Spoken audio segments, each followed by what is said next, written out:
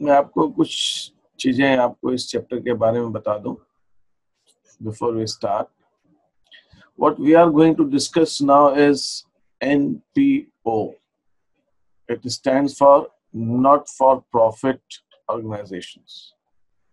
तो ये आपका जो सिलेबस है, जैसे आपने 11th के अंदर आपने पढ़ा कि trading profit and loss account वगैरह जो बनाते हैं, तो you have learned how to make final accounts of profit organisations. आपने जो पढ़ा था वो आपने पढ़ा था final accounts of profit organisations. जब मैं प्रॉफिट ऑर्गेनाइजेशंस की बात करता हूं तो उनके अंदर वो ऑर्गेनाइजेशंस जो प्रोडक्शन करती हैं, जो कोई चीज गुड्स खरीदती बेचती हैं और जिनका मेन पर्पस जो है बिजनेस करने का प्रॉफिट कमाना है. आपको सिलेबस ये भी बताना चाहता है कि फाइनल अकाउंट सिर्फ प्रॉफिट ऑर्गेनाइजेशन नहीं बनाती, but final accounts of not for profit organisation भी बनता है. यहाँ पर मैं एक चीज ये बता दूं कि इन दोनों में डिफरेंस सिर्फ फाइनल अकाउंट्स में है. अगर हमें कैश बुक बनानी है तो प्रॉफिट ऑर्गेनाइजेशन भी वैसी बनाएंगे जैसे नॉट फॉर प्रॉफिट ऑर्गेनाइजेशन बनाती. रेक्टिफिकेशन ऑफ एरर्स वैसी होगा, बीआरएस वैसे ही होगा, ठीक है, ट्रायल बैलेंस वैसे ही बनेगा, बाकी सब कुछ सेम, उसमें कोई डिफरेंस नहीं. अब परचेज बुक, सेल्स बुक वगैरह तो बनाएंगे नहीं एनपीओ, उनको तो जरूरत ही नहीं है, तो वो नहीं बनाएंगे, लेकिन बाकी जो भी चीजें बनती हैं वो सब सेम. लेकिन जब एंड ऑफ द ईयर उनको अपना परफॉर्मेंस जानना है, वो जानना चाहती हैं कि वो कैसे काम कर रही हैं, तो उसके लिए फाइनल अकाउंट्स बनाया जाता है. उसके अंदर डिफरेंस, फाइनल अकाउंट्स बनाने में डिफरेंस है. क्यों? क्योंकि उनका पर्पस फाइनल अकाउंट्स बनाने का अलग अलग है. जो प्रॉफिट ऑर्गेनाइजेशन, उनका पर्पस ये है कि वो देखना चाहती हैं कि उनका जो परफॉर्मेंस है वो परफॉर्मेंस उनका उनके प्रॉफिट से डिसाइड होता है. जितना प्रॉफिट अच्छा है उतना बढ़िया काम. जैसे कि अगर आपसे कहा जाए कि आप पढ़ाई किस लिए करते हो, आप कहते हो मैं मार्क्स के लिए पढ़ रहा हूं, तो आपके लिए क्राइटेरिया सिर्फ मार्क्स है. मार्क्स ज्यादा है तो आप अच्छा काम करो, नहीं है तो नहीं है. तो प्रॉफिट ऑर्गेनाइजेशंस को सिर्फ प्रॉफिट पे ध्यान है, प्रॉफिट को ही वो अपना परफॉर्मेंस का बेस मानती.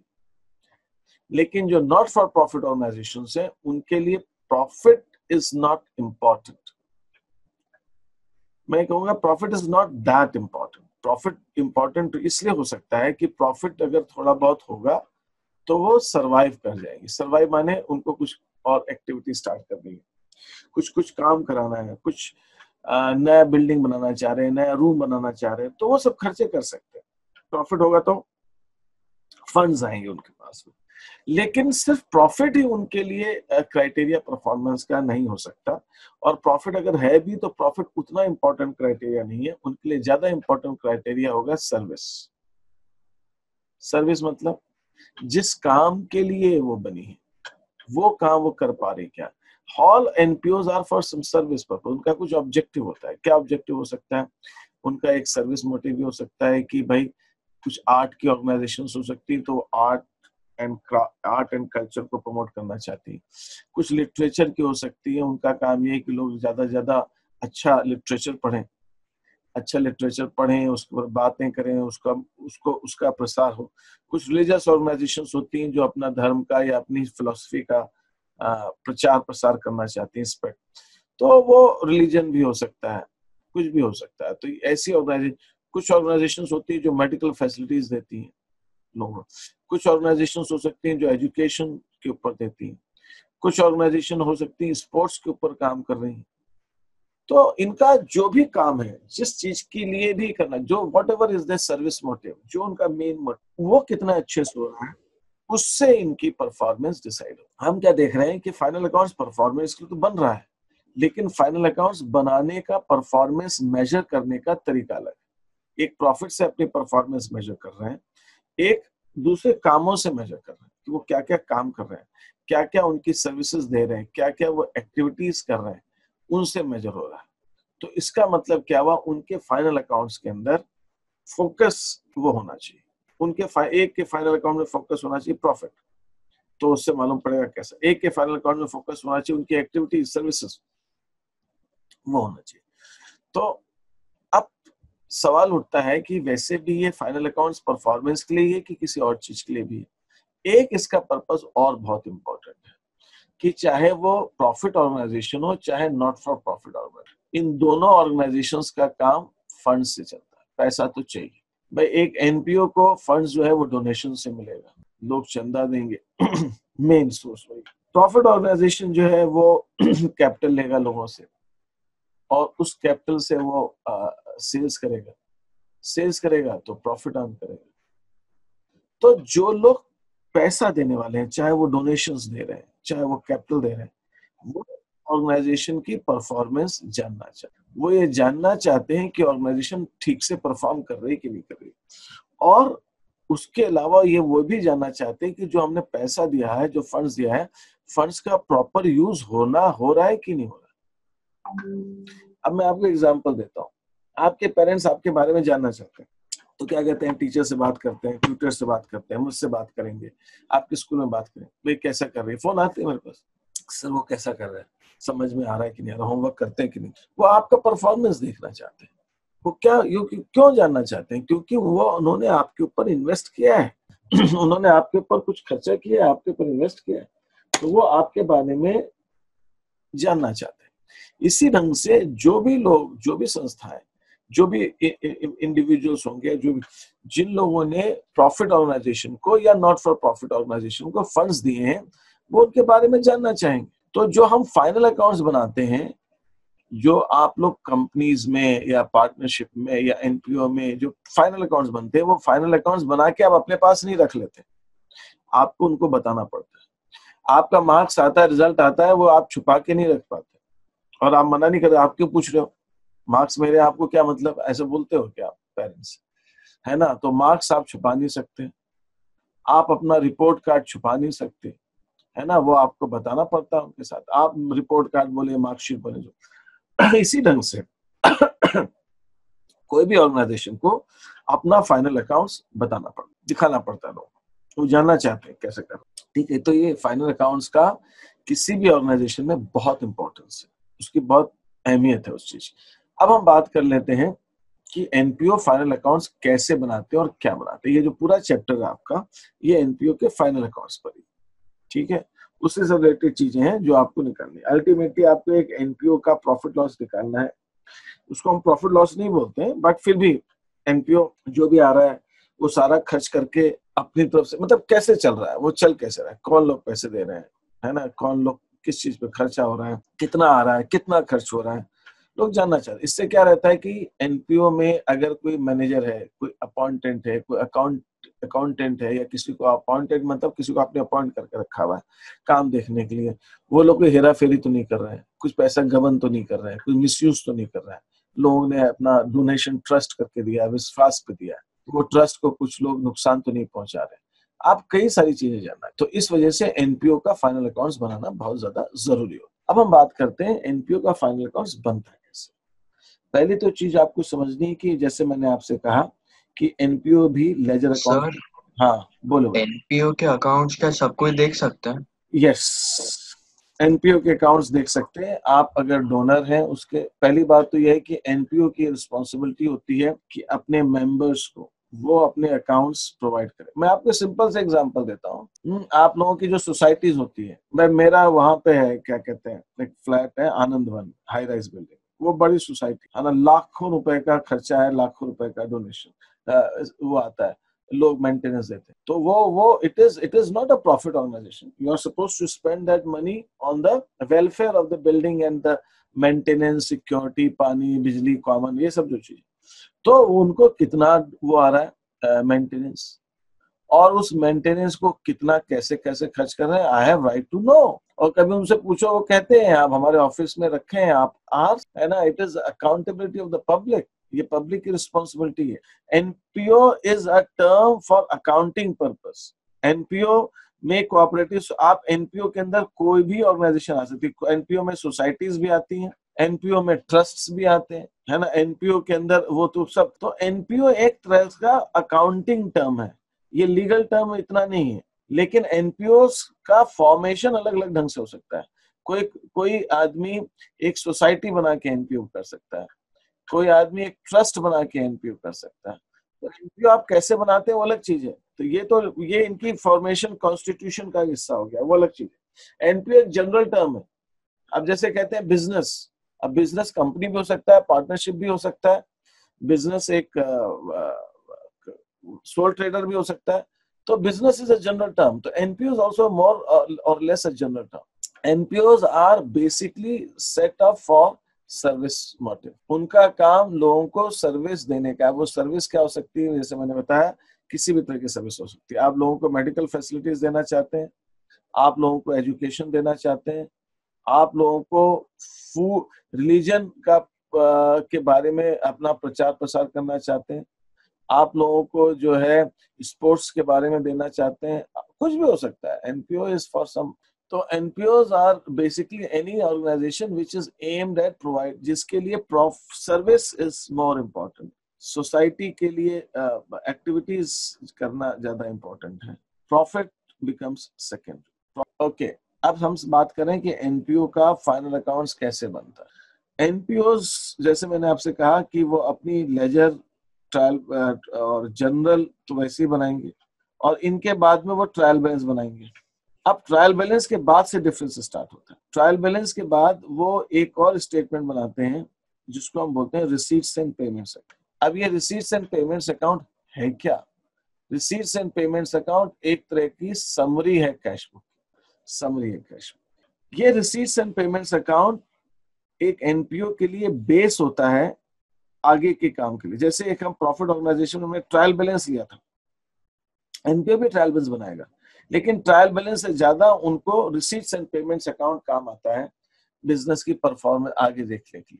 तो जो चीज हम प्रॉफिट एंड लॉस अकाउंट बनाते हैं प्रॉफिट ऑर्गेनाइजेशन में, एनपीओ में उसी को हम कहते हैं income and expenditure account. It is similar to profit and loss account. और एक एनपीओ बैलेंस शीट भी बनाते हैं। तो बेसिकली हम क्या देख रहे हैं कि एक एनपीओ के अंदर one you have receipts and payments account, income and expenditure account and balance sheet. ये तीन इंपॉर्टेंट एलिमेंट्स हैं, ये तीन चीजें हैं जो फाइनल अकाउंट्स में वो बनाते हैं। They don't make trading and profit and loss trading account, they do make an account, income and expenditure account, which is similar to profit and loss account and the balance sheet। ठीक है, अब receipts and payments account क्या होता है उसकी हम बात करते हैं, एक एक चीज करके देखेंगे। receipts and payments account, जैसे मैंने कहा, it is similar to cash book। ये कैश बुक की तरह होता है, लेकिन ये कैश बुक पूरी नहीं होती है, समरी होती है कैश बुक। अब समरी से क्या मतलब है? समरी से किस टाइप की समरी? समरी से मेरा मतलब यह है कि जैसे एक कैश बुक है, कैश बुक जो होती है आपकी, मैं शॉर्ट में बना रहा हूं, उसके अंदर आप कई कई बार ट्रांजैक्शन लिखते हैं। मैं बिजनेस ऑर्गेनाइजेशन की एक कैश बुक बना रहा हूं, मैंने डेट का कॉलम नहीं बनाया है, मैं सिंपल एक सिंगल कॉलम कैश बुक बना रहा हूं। आप इस कॉलम को कैश का कॉलम मान लीजिए, बैंक मान लीजिए, कुछ भी कर लीजिए। आपके पास साल के शुरू में बैलेंस होता है, सपोज मैंने यहाँ पे 50,000 का बैलेंस लिख दिया। आपने जो गुड्स बेचे तो आप टू सेल्स लिखते जाओगे जितनी बार आप गुड्स बेचोगे।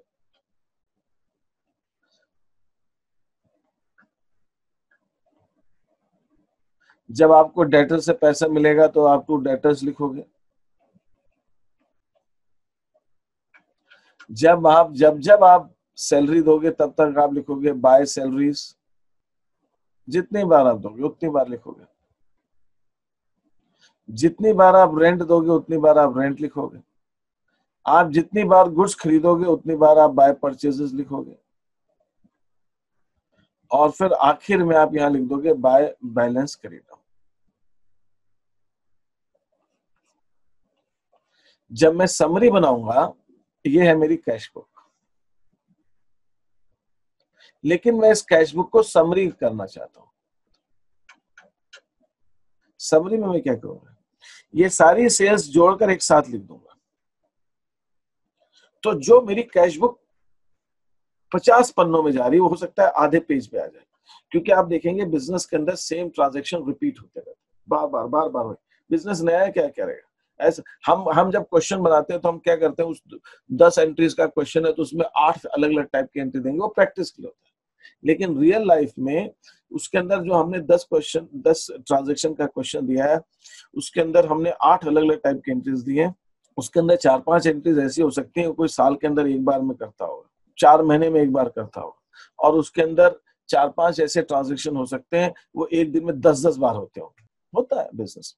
वो तो प्रैक्टिस के लिए क्या करते हैं कि एक ही क्वेश्चन में सारे केसेस डाल देते हैं, बट रियल लाइफ में ऐसा नहीं होता। रियल लाइफ में कुछ ट्रांजेक्शंस रिपीटेडली वही वही वही वही हो रहे हैं, बार बार वही हो रहे हैं, और अलग अलग ट्रांजेक्शन। तो मैं अगर देखूं तो एक जो किताब है हमारी कैश बुक एक्चुअल में बिजनेस की 25-50-100 पन्ने की है, उसको मैं रिड्यूस करूंगा, समरी बनाऊंगा तो एक पेज में, आधे पेज में आ सकती है।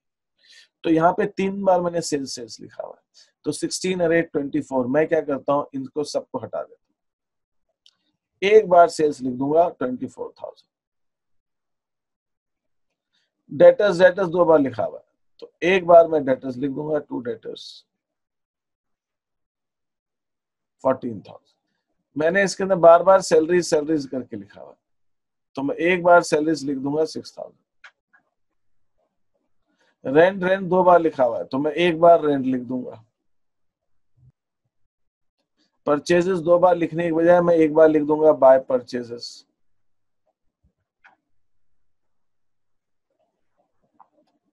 और ये जो बैलेंस है मेरा, जो यहाँ पे बैलेंस क्रेडिट डाउन आया है, यही सेम बैलेंस आ जाएगा।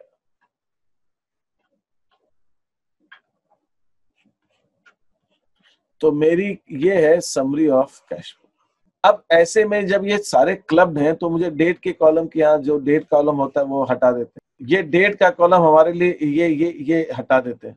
और जब समरी हम बनाते हैं तो हम समरी ऑफ कैश बुक में वो पीरियड लिखते हैं, ड्यूरेशन, कि ये स्टार्टिंग डेट क्या है, आखिरी डेट क्या है। तो मैं लिख देता हूँ फॉर द ईयर एंडिंग। तो ये जो समरी ऑफ कैश बुक है ये इस साल की है। तो अब मेरे पास डेट के कॉलम की जरूरत नहीं है, मुझे तो बस ये मालूम हो गया अब कि ये पूरे साल के शुरू में 50,000 रुपए थे, साल में ये पैसे आए, ये खर्च हुए, ये एंड में बचे। और इसी समरी को मैं कह देता हूं रिसीट्स एंड पेमेंट्स अकाउंट। अब मुझसे एक क्वेश्चन पूछा गया है, क्या एनपीओ में डेट इंपॉर्टेंट नहीं होती है? भाई ये मैंने तो नहीं कहा डेट इंपॉर्टेंट नहीं होती है। मैंने ये नहीं कहा आपसे कि एनपीओ कैश बुक नहीं बनाते, कैश बुक की जगह रिसीट्स एंड पेमेंट्स अकाउंट बनाते, मैंने ऐसा नहीं कहा। मैंने आपसे पहले ही कहा कि एनपीओ रिसीट्स कैश बुक बनाते हैं, कैश बुक में डेट लिखिए ना, देख लो वहां से डेट। आप ट्रायल बैलेंस में डेट लिखते हो क्या? ट्रायल बैलेंस में तो हेडिंग होता है ना डेट का कॉलम तो कुछ होता नहीं। ट्रायल बैलेंस क्या है? समरी तो है, हर अकाउंट का बैलेंस है, तो ये भी समरी है। तो डेट, हर ट्रांजेक्शन की डेट कैश बुक में है, हम लोग रिसीट्स एंड पेमेंट्स में डेट की जरूरत थोड़ी।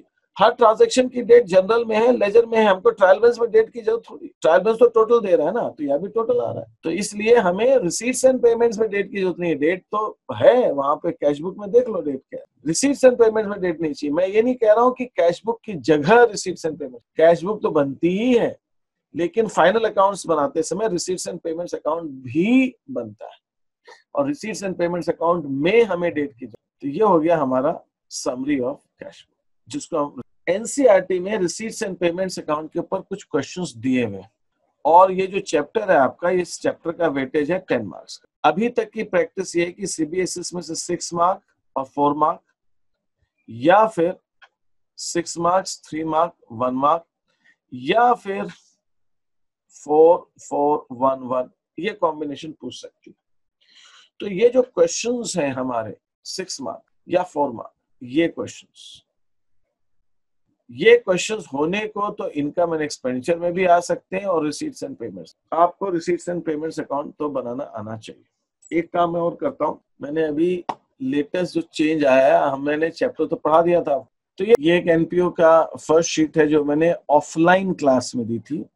अब इस शीट के अंदर कुछ चेंजेस करने पड़ेंगे जरूरत के हिसाब से, तो वो मैं कर दूंगा, उसमें मुझे थोड़ा टाइम लगेगा, but I will have to do it. अभी ऑनलाइन क्लास के मोड के हिसाब से इसमें चेंजेस करने पड़ेंगे, so that I let you know. But what you can do is कि आप इन चीजों को देखें। Not for profit accounting records of NPO का अकाउंटिंग रिकॉर्ड्स क्या क्या हैं, proper books of accounts for legal compliance and also for proper control. ये फंड्स वगैरह के लिए आप बनाते हैं, ये रिसीट्स एंड पेमेंट्स की थ्योरेटिकल है थोड़ा सा। अब ये जैसे एक आपको रिसीट्स एंड पेमेंट्स अकाउंट का ये फॉर्मेट दे दी। इस रिसीट्स एंड पेमेंट्स अकाउंट की कुछ खास बातें जो आपको नोटिस करनी। Receipts and payments account cash basis पर बनता है, क्योंकि कैश बुक है। कैश बेसिस का मतलब क्या हुआ? जो मिलेगा वो आप रिसीट्स में लिखोगे, जो आप पे करोगे वो आप पेमेंट में लिखोगे। मतलब इसके अंदर आउट अनपेड, अक्रूड, ये सब आइटम्स नहीं आते। जो दिया आपने लिख दिया और जो मिला वो आपने लिख दिया। इसका मतलब इसके अंदर ये हुआ कि जब आप रिसीव करते हो तो रिसीव आपको दो तरह की होती है। एक होती है कैपिटल रिसीट्स, एक होती है रेवेन्यू रिसीट्स। अब रेवेन्यू रिसीट्स और कैपिटल रिसीट्स का मतलब क्या होता है? कैपिटल रिसीट्स और रेवेन्यू रिसीट्स का मतलब ये होता है कि अगर आप अपनी इनकम को रिसीव कर रहे हैं तो रेवेन्यू, आपने हर साल मिलने वाली इनकम है तो रेवेन्यू रिसीट्स। कैपिटल रिसीट्स मतलब आपने कोई एसेट बेच दी, किसी ने आपको बिल्डिंग बनाने के डोनेशन दिया है, वो आपकी इनकम नहीं है, वो उसकी काम आएगा, तो कैपिटल रिसीट्स। तो रिसीट्स एंड पेमेंट्स के अंदर कैपिटल रिसीट्स और रेवेन्यू रिसीट्स दोनों आती है। एक्सपेंडिचर भी हो सकता है, कैपिटल एक्सपेंडिचर, रेवेन्यू एक्सपेंडिचर। ये एक्सपेंडिचर कैसा होता है? कैपिटल एक्सपेंडिचर माने आपने बिल्डिंग बनाई, फर्नीचर खरीदा, एसेट खरीदी। रेवेन्यू एक्सपेंडिचर माने आपने सैलरी दी, स्टेशनरी दी, इंटरेस्ट दिया, तो ये रेवेन्यू एक्सपेंडिचर। तो कैपिटल एक्सपेंडिचर और रेवेन्यू एक्सपेंडिचर भी आपके दो तरह की चीजें। एक दूसरी चीज इसके अंदर जो होती है कि ये किसी भी ईयर का हो सकता है, मतलब इसके अंदर करंट ईयर का भी डाटा हो सकता है, पास्ट ईयर का भी हो सकता है। मतलब इसको लास्ट ईयर कह देता हूँ पास्ट ईयर की जगह, लास्ट ईयर का भी हो सकता है और नेक्स्ट ईयर का भी हो सकता है। जैसे ये क्लब का दिसंबर 19 का रिसीट्स एंड पेमेंट्स अकाउंट, लेकिन ये गलत ईयर लिखा हुआ है, यहाँ पे होना चाहिए 2018, 2019, 2020। आप जो मैं बोल रहा हूँ वो समझिए। तो 19 का पैसा तो मिला, कुछ लोगों ने लास्ट ईयर नहीं दिया था वो इस साल दिया, वो भी मिला। कुछ लोगों ने नेक्स्ट ईयर का पैसा इस साल दे दिया, वो भी मिला। तो इसके अंदर हमने जो भी इस साल मिला है वो लिखा हुआ, तो it could be related to any year.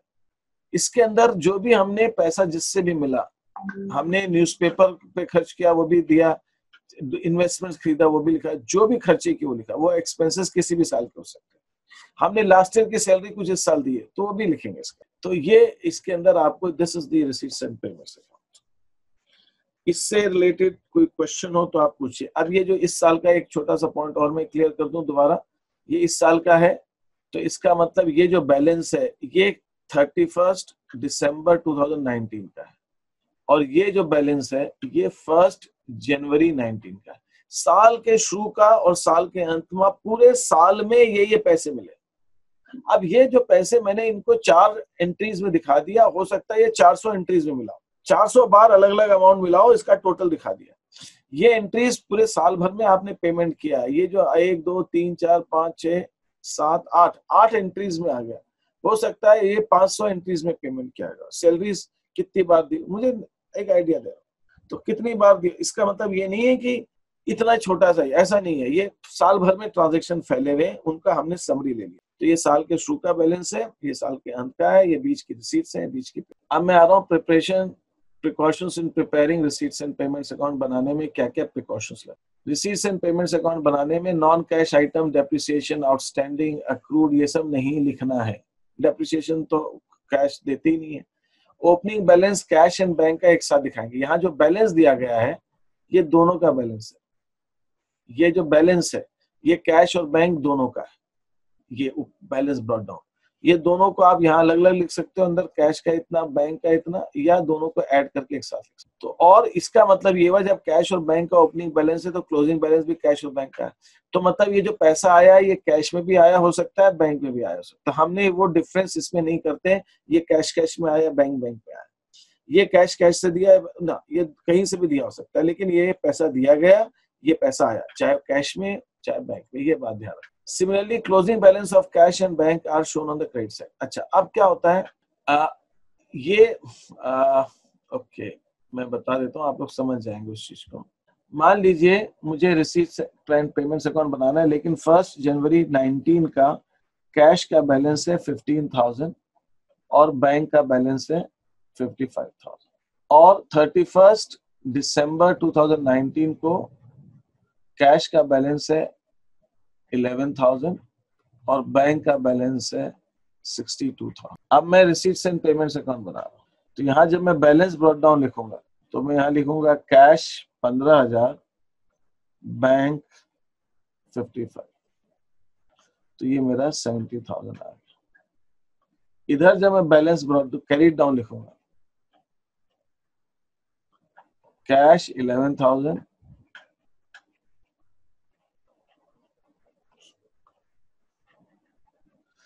ये बात समझ में आ गई आपको? तो अब यहाँ पे अगर मैं लिखता हूँ ये बैंक ओवरड्राफ्ट है तो क्या होगा?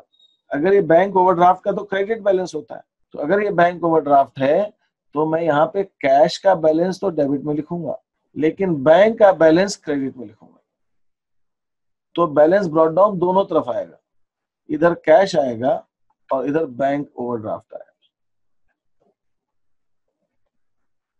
ये बात ध्यान रखिए, क्योंकि बैंक ओवरड्राफ्ट का क्रेडिट बैलेंस होता है। It is just like cash book in the 11th class में। 11th क्लास में कैश बुक का जब आप बैलेंस पढ़ते थे तो कैश का बैलेंस लेफ्ट साइड में, right side. Receipts and payments account में भी यही होगा। रिसीट्स एंड पेमेंट्स अकाउंट में अगर ये बैंक ओवरड्राफ्ट है तो ये कैश का बैलेंस तो यहाँ आएगा और बैंक का बैलेंस जो है वो डेबिट साइड आएगा।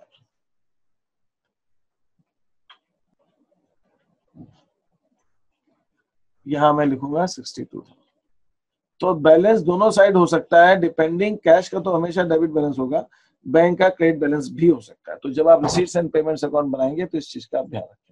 डायरेक्ट क्रेडिट साइड में 40,000 इसलिए नहीं लिख रहे हैं क्योंकि ये कैश है, ये बैंक है, दोनों का मर्ज नहीं कर रहे हो।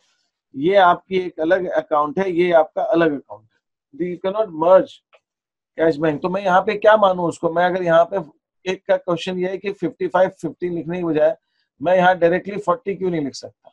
अगर मैं यहाँ डायरेक्टली 40 लिखता हूं तो वो किस चीज का बैलेंस मानूं मैं उसको? वो क्या है, क्या वो किसका बैलेंस है? वो कैश का है कि बैंक का है कि क्या है? ऐसा नहीं हो सकता। तो वो वी हैव टू शो, ये अकाउंट्स अलग अलग हैं तो इसलिए हम उनको अलग अलग शो करते हैं। ठीक है, ये इसके अंदर बात बोली है। आगे अब ये क्वेश्चंस हैं, ये इन क्वेश्चंस के अंदर आपको ये समझना ज्यादा जरूरी है कि ये कौन सा रिसीट्स का आइटम है, कौन सा पेमेंट का आइटम। अभी इसका मीनिंग क्या है वो आपको जानना इतना जरूरी नहीं। मीनिंग मतलब सब्सक्रिप्शन एग्जैक्टली का, लेकिन आप इतना तो समझ सकते हैं कि पैसा मिला होगा। ये 1 अप्रैल 18 का ओपनिंग बैलेंस हो गया, ये सब्सक्रिप्शन रिसीव हो गई, ये बिल्डिंग का डोनेशन रिसीव हुआ, ये जनरल डोनेशन रिसीव हुआ, ये एंट्रेंस फीस मिला, ये लॉकर रेंट मिला, ये इलेक्ट्रिक चार्जेस हैं। तो इलेक्ट्रिक चार्जेस तो एक्सपेंस है, अभी तक हम सब इनकम की बात कर रहे थे। ये टैक्स भी एक्सपेंस है, सैलरी भी एक्सपेंस है। Honorarium to secretary, honorarium to secretary का मतलब ये होता है कि एक सेक्रेटरी जिसको हमने क्लब का सेक्रेटरी बनाया हुआ है उसको ऑनरेरियम दिया गया। ऑनरेरियम का मतलब ये होता है, ऑनरेरियम इज नॉट सैलरी। और ऑनरेरियम ये होता है कि जो लोग कहीं और काम करते हैं लेकिन हमारे लिए गुडविल जेस्चर में हमारे भले के लिए कुछ हमको टाइम देते हैं, उसको उसके बदले में जो उनको हम सम्मान की, उनके ऑनर में उनको जो अमाउंट पे करते हैं उसको हम ऑनरेरियम कहते हैं। ये एक तरह के सम्मान राशि, सम्मान में दिया गया अमाउंट। ठीक है, it is not a salary, they are not our employees but still they are doing something for us, so we are giving them something in their honor for the work that they are doing. It is just like remuneration, definitely, but we don't call it as such because we are not buying their services. It is they who are giving their valued advices and services. Yes, it is definitely like remuneration. उसमें आपको tax भी देना पड़ेगा government, ये आपकी income है। Guest lecture expenses, हमने किसी गेस्ट वगैरह को बुलाया तो उसमें चाय नाश्ता कराया होगा, माइक वाइक लगवाया होगा, कुछ डेकोरेशन अगर किया होगा तो ये उसके खर्चे होंगे। बिल्डिंग कंस्ट्रक्शन, ये भी एक्सपेंस है। ये बिल्डिंग के लिए डोनेशन मिला, ये रिसीट्स है, और ये कंस्ट्रक्शन पे खर्चे। डोनेशन रिसीव्ड फॉर टूर्नामेंट, ये टूर्नामेंट के लिए डोनेशन मिला, ये टूर्नामेंट पे खर्चा हुआ। 12% इन्वेस्टमेंट परचेज किया, ये एक्सपेंस पेमेंट गया। रिसीट्स एंड इंटरेस्ट रिसीव हुआ, बिल फर्नीचर खरीदा, प्रिंटिंग स्टेशनरी खर्च हुआ, रिपेयर मेंटेनेंस। तो ये सारे आपके receipts and payments. Now question number 2, ये भी रिसीट्स एंड पेमेंट्स है। ये देखिए यहाँ पे आपको, हाँ, अब इस क्वेश्चन में और इन क्वेश्चन में डिफरेंस क्या है? इस फर्स्ट क्वेश्चन में आपको ओपनिंग बैलेंस तो दिया है, क्लोजिंग बैलेंस नहीं दिया।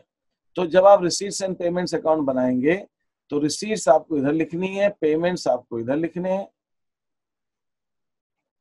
तो ये बैलेंस ब्रॉट डाउन आएगा, ये एंट्रीज आएंगी। इसके बाद अपने आप ये टोटल निकाल के जब आप ये घटाएंगे तो बैलेंस कैरी डाउन आ जाएगा। तो बैलेंस क्रेडिट ऑन दिया नहीं क्वेश्चन में, ये आपको निकालना है। सेकेंड क्वेश्चन में भी ऐसे ही कुछ हुआ है। सेकेंड क्वेश्चन में कैश और बैंक दोनों है, तो आपको कैश और बैंक के दोनों के ओपनिंग बैलेंस तो दे दिए, लेकिन क्लोजिंग बैलेंस सिर्फ बैंक का दिया है, कैश का नहीं दिया, तो क्लोजिंग बैलेंस कैश का आपको निकालना है। ठीक है, तो ये सेकंड क्वेश्चन, ये भी एक तरह की, ये आई थिंक एनसीईआरटी से लिया हुआ क्वेश्चन है। ये भी आपका ओपनिंग बैलेंस दे रखा है कैश और बैंक का, और ये कैश इन हैंड का क्लोजिंग बैलेंस दे रखा है, बैंक का क्लोजिंग बैलेंस नहीं दिया, तो इसका भी रिसीट्स एंड पेमेंट्स बनेगा। क्वेश्चन नंबर 4, इसका भी रिसीट्स एंड पेमेंट्स अकाउंट आप बनाएंगे। तो ये कम से कम ये फर्स्ट 4 क्वेश्चंस आपको करने। बिल्डिंग कंस्ट्रक्शन क्या, what you mean? Building construction expense हुआ ना, पेमेंट हुआ। Building construction is payment. अब ये क्या, ये पेमेंट ही है। आपको बोला गया इन्वेस्टमेंट इन, आपने इन्वेस्ट किया पैसा, तो आपने पेमेंट किया होगा। नहीं, वो बिल्डिंग इनकम एक्सपेंडिचर की बात बाद में करेंगे, अभी हम बात कर रहे हैं रिसीट्स एंड पेमेंट्स की। सिर्फ अभी हम सिर्फ रिसीट्स एंड पेमेंट्स की बात कर रहे हैं। तो आपको रिसीट्स एंड पेमेंट्स दिखाना, जो पैसे आए और जो पैसे गए, तो इस हिसाब से आपको बनाना। और ये चारों क्वेश्चंस आपको मुझे करके देना है आज रात तक, so that you can attend the class tomorrow morning. Any questions that you have, आप कुछ चीज पूछना चाहते हैं, समझना चाहते हैं तो पूछिए।